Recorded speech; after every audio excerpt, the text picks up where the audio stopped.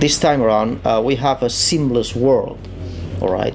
A world without any loading time, a world where you can explore. It's set in a city, a modern city, so it's set in present day. It's set in during one night, and you basically explore this modern city, and you explore Dracula's castle, which is part of the city. So the city has grown around the castle. We have a free camera, which gives you the ability to look around and see if you missed anything. And we have a world that gets progressively opened. As you progress through the story, you will get to explore new areas, and as the city becomes bigger, you'll need to teleport to and from the castle and the city, and you find an item that allows you to do that. And at the end, the whole world becomes connected. This is a modern city that we haven't seen before in a video game, so we're not going to drop Dracula in the middle of Times Square and sort of have him fumble around in New York or anything like that. This is a city very much that fits the Castlevania universe. Gothic design. It's very much like a regular European city like Madrid or even Cologne, where you have kind of old and new together.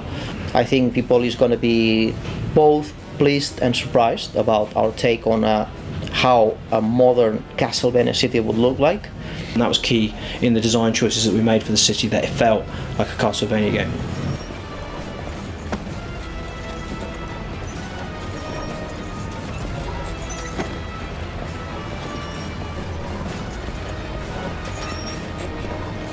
We wanted there to be a lot of variety in the environments, so it felt like it was different in everywhere that you went. Every time you turned a corner there was something new to see, something exciting to see, different lighting, different elements, huge vistas, really cool architecture, statues, that kind of stuff. We are in Spain, in an area called Castile, which is basically castle area, and there are a lot of castles here that we were able to take inspiration from. And of course, Hungary and Eastern Europe and that kind of architecture has very much played into this as well. Transylvania, Wallachia, those kind of areas that are referenced in the game.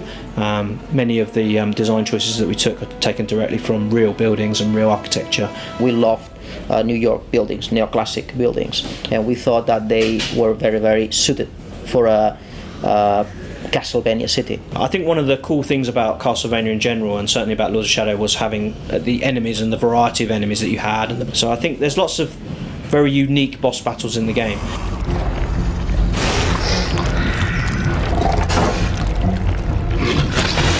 But you're going to see lots of new enemies and new characters that you haven't seen before. Especially, being set in a modern era, having modern weaponry or modern enemies to go up against is an interesting proposition, especially when you have these kind of older swords and chaos claws and whips and stuff. Fighting modern weaponry is something I think that's going to be really exciting. Satan coming back to Earth is a real danger, and is something that's a threat that's there throughout the whole game. And I have to say that Satan this time around, he knows that he's facing a very powerful foe.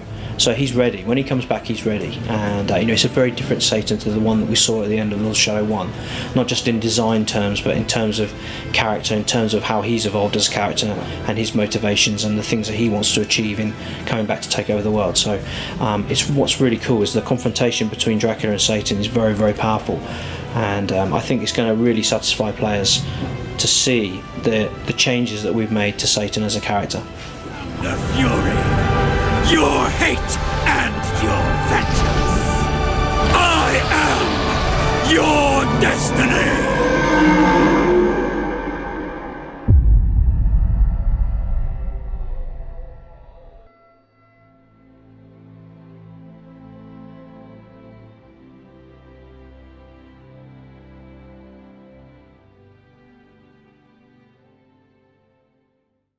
Konami.